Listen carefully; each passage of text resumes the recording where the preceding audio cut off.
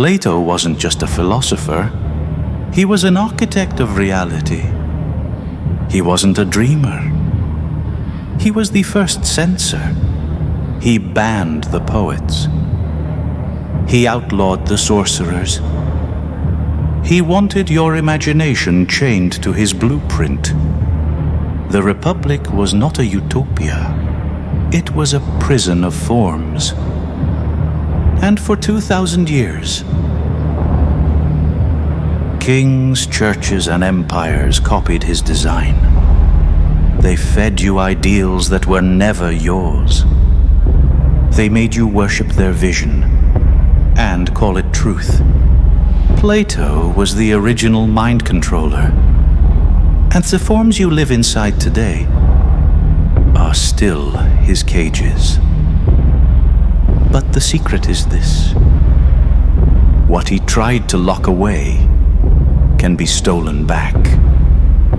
And when you see how, you'll never look at reality the same again.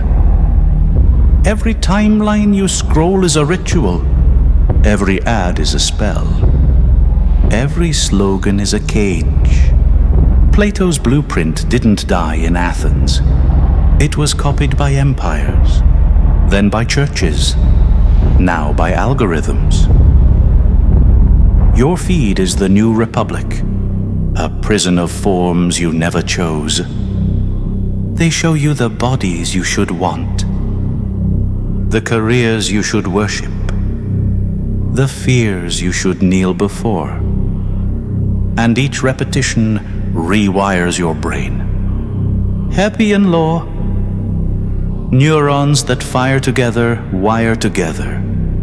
Your attention becomes their altar. Plato thought he was building order. But what he built was a system for hijacking the imagination. And today, it runs faster than he could ever dream. Right now, your future is being authored without you. And if you don't seize it back, you'll live and die inside a form that isn't yours. Plato built the first architecture of forms, but it was Jung who showed us how those forms move inside the psyche. He called them archetypes: shadow, anima, self. Patterns deeper than culture, older than language. And sometimes they step out of the dark and speak, not in words, but in synchronicities. The right book falls off the shelf. A stranger repeats the phrase you were just thinking. The number appears again and again. To Jung, these weren't accidents. They were signs that psyche and world were woven by the same threads. That the unconscious wasn't locked in your skull, but stretched into the cosmos itself. And modern science, in its own way, whispers the same. Your brain is a prediction machine. It fills in gaps. It hunts for patterns. And when intention sharpens your focus, the world seems to rearrange itself around what you seek. What the mystics called synchronicity, neuroscience calls salience. Different names. Same doorway into the unknown. This doorway opens in here, inside your own attention. Synchronicity feels like the world calling your name. But what if it's also your mind reshaping itself to hear the call? Every moment, your brain hunts patterns. It highlights what matches your intent and silences what doesn't. That's the salience filter at work, the hidden bouncer of consciousness. It decides what gets in and what gets ignored. Feed it an image often enough, and the world begins to shimmer with echoes of that image. Not because you conjured spirits from the void, but because your nervous system was rewired to catch them. This is the real core of manifestation. Not pastel affirmations, but the brutal mechanics of plasticity. Neurons that fire together, wire together. Visualize a form, rehearse it. And the circuits carve deeper with every repetition. The mystic calls it magic. The scientist calls it Hebbian learning. Different languages, same machinery. And here's the danger. If you don't choose the form, the algorithm, the culture, the tribe chooses it for you. So let's strip the word bare. Manifestation is not wishing. It is not smiling at the universe until it smiles back. It is the act of selecting a form and binding your nervous system to it. Plato called them eternal templates. Jung called them archetypes. Neuroscience calls them predictive models. 3 languages, 1 machine. Ritual is how you program it. Symbols, breath, repetition. These are not ornaments. They are the levers of plasticity. Every sigil drawn, every mantra whispered, every rehearsal in silence, all of it is the nervous system learning what to treat as real. This is why magicians guard their words, why mystics guard their images. Because attention is scarce, and whatever seizes it becomes fate. Science is magic we understand. Magic is science we don't yet. And manifestation is the seam where they meet. We will run a clean test.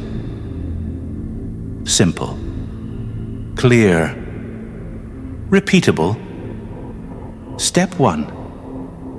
Choose 1 anchor. Pick a word, a number, or a simple shape. For example, the word door, or the number 13, or a circle. Choose 1 only. Step 2. Prime attention. Close your eyes. Picture your anchor in front of you. Make it steady and bright. Breathe in for 4. Hold for 4. Breathe out for 6. Hold for 2. Do 3 full cycles. Step 3. Set intention. Say once. Tonight I will notice this signal. Say it calmly. Mean it. Step 4. Make it physical. Open your eyes. Write your anchor on paper. Draw a small mark beside it. This is your receipt for the ritual. Place it where you will see it tomorrow morning. Step 5. Run the window. For the next 24 hours, watch lightly. No hunting, no forcing. Let the world come to you. Log 3 appearances of your anchor. When you notice one, pause for a breath. Ask what choice or task it points to right now. Step 6. Act once. At the end of the window, read your 3 notes. Choose 1 small, concrete action. Do it within the next hour. Safety line. You are tuning perception, not summoning spirits. Treat each hit as data. Meaning is discovered through action. That is the drill. Prime the filter. Notice the echoes. Take one step the signal suggests. Plato built the map. Jung named the shadows. Neuroscience revealed the wiring. 3 traditions. 1 machine. Manifestation is not a wish. It is the discipline of attention. It is the nervous system bending to a chosen form. Ignore it, and you inherit cages built by others. Use it, and you carve a doorway into the unknown. Most people never choose their form. They inherit it. They call it fate. But you know better now. You've seen the lock. You've held the key. The only question left is whether you will turn it. The veil is thin. You are not a passenger here. You are a maker. Choose your form. Name it in 3 words. Write the mark that binds your attention to it.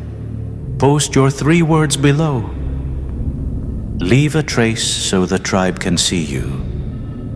We answer to no one's blueprint but our own. Subscribe if you are ready to walk past the gate. Join the ones who see.